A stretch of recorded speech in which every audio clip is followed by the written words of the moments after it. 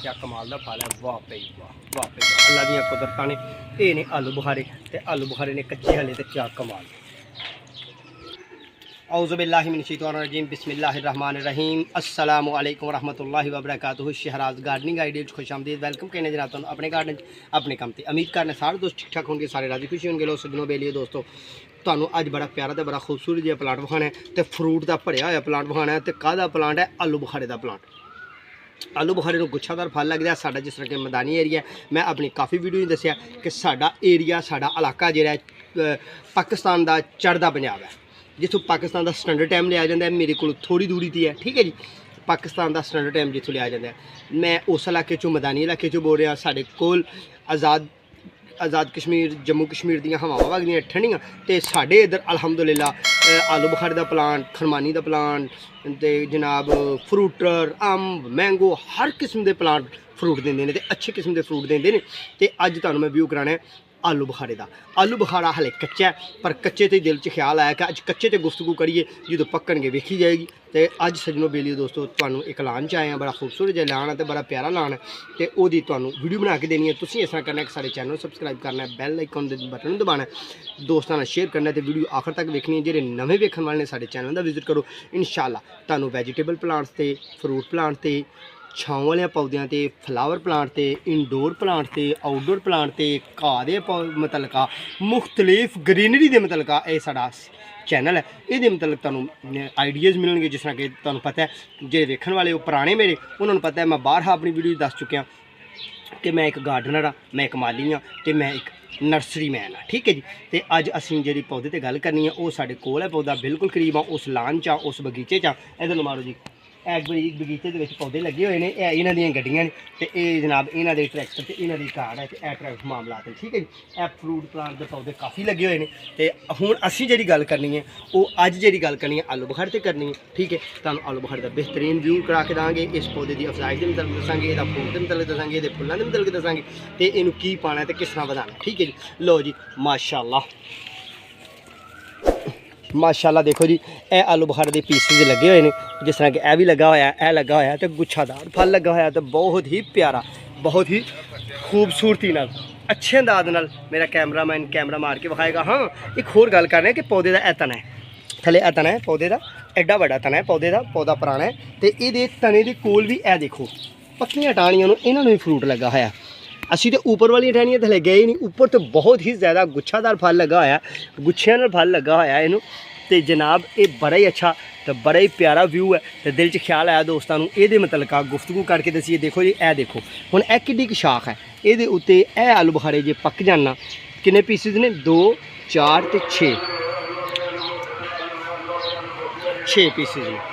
6 pieces जेह्ड़े लगे हुए, ये घट्ट तो घट्ट एक पाओ।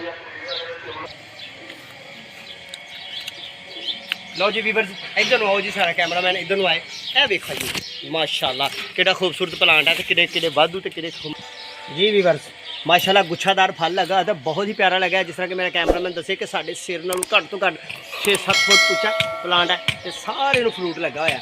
क्यों कि पत्तियां दे विच कम नज़र आ रहा है। जिस तरह कि यह देखो जी, पत्तियां च कम नज़र आ रहा है, क्योंकि पत्तियां ने सेफ्टी की होंगी है फ्रूट की। निज़ाम कुदरत है, अल्लाह पाक का निज़ाम है।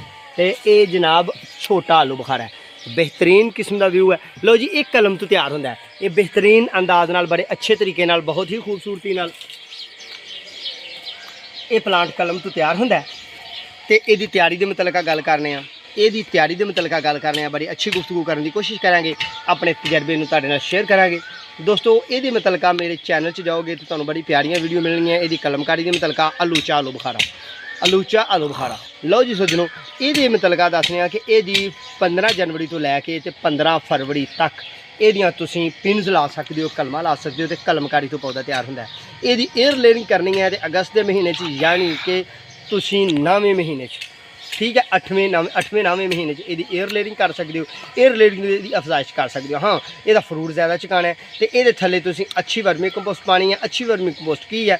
देसी भल जानवरों की रूड़ी, जिथे भेड़ बकरियां बजदियां ने, ओहदियां मेंगना लैनियां ने, लैके अच्छे तरीके नाल कुट के उन्हों का पाउडर बनाना है। पाउडर बना के तो पौधे के थले तने सट के तो जनाब अच्छे तरीके तुसीं उन्होंने गोडी करनी है। गोडी करके तो पानी दे देना है। तो ये अमल किदों करना है? जो फुल आने ने, वो 1-15 दिन पहला, फरवरी च फुल आते हैं दोस्तों, जो ही फरवरी के दिन आने ने मौसम टैंपरेचर तां जाने की कोशिश करनी है, मौसम खुशहाली वाल जाना है। सर्दी तो इन्हू फुल आने शुरू हो जाते हैं। फुल जो आने ने वो पहला यानी कि जनवरी के या दिसंबर के दिनों तुसीं इहदी हिफाजत करनी है। इन्हू अच्छी वर्मी कंपोस्ट पानी है, कीड़ी वाली दवाई पानी है, फ्लोराडान जहर पाना है। ना मिले तो मट्टी का तेल लैना तो लैके किन्ना 5 सीसी एक पौधे नूं, वड्डे पौधे नूं 5 सीसी, छोटे पौधे नूं 3 सीसी, उस तो छोटे पौधे नूं 2 सीसी, तो उस तो सब तो नन्हे मुन्ने पौधे नूं 1 सीसी 1 लीटर पानी च रला के ये थले पा देना। वो इस वास्ते पाना है कि इनू मिठे फल वाले पौधे जिन्ने भी होंदे ने, फलदार जिन्ने भी पौधे होंदे ने, इन्हां दे तने मिठे होंदे ने।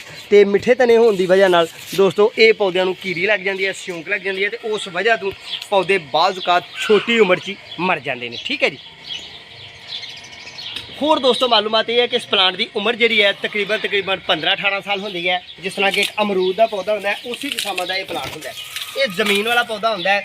जे तुसीं गमले च लाओ तो गमला पोट तुहाडा वड्डा होना चाहिए, घट तो घट 2.5 तो 3 मन मट्टी ये पै जाए। ठीक है दोस्तों, घट तो घट 2.5 तो 3 मन मट्टी ये पै जाए।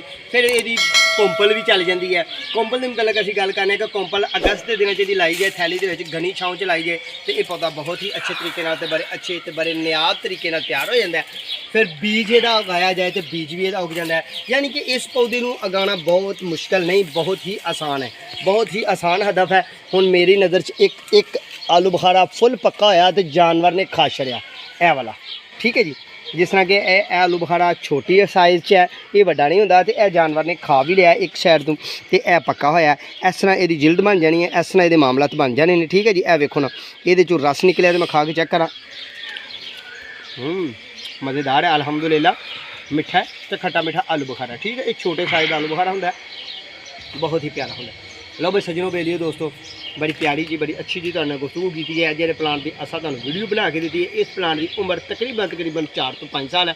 15 तो 18 साल 20 साल तक ये जिंदा रहिंदा है तो बहुत ही फ्रूट अच्छा देंदा है। मैदानी इलाके भी फ्रूट देंदा है, सहराई इलाके फ्रूट देंदा है, पहाड़ी इलाके फ्रूट देंदा है। हाँ, जेह्ड़े एरिए बहुत ज़्यादा गर्म हवावां चलदियां ने, टैंपरेचर डाउन कम होंदा है, जिदा 50 सेंटीग्रेड 40 सेंटीग्रेड जेह्ड़े एरिए का मौसम है ना 40 तो अबव, उत्थे इन्हें फ्रूट नूं घट देना है, जल्दी झड़ जाना है, पक जाना है, काना हो जाना है। तो जेह्ड़े एरिए 40 सेंटीग्रेड तो ठा मौसम रहिंदा है, मौसम बहार, ठीक है, उस मौसम के विच बड़ा प्यारा तो बड़ा अच्छा तो बड़ा सोहना सुथरा प्लांट तैयार होंदा है।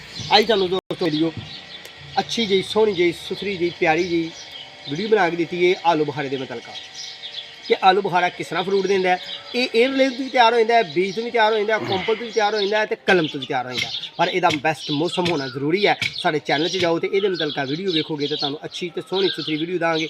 बीज लाने की भी इंशाल्लाह बड़ी प्यारी बफजल जिंदगी तुहानूं वीडियो देंगे। अपना तो अपने प्यार का ख्याल रखना है तो दुआवां च याद रखना है। इंशाल्लाह बफजल जिंदगी दोबारा फिर मुलाकात होगी। उन्नी देर तक अपनी मेज़बान दो इजाज़त।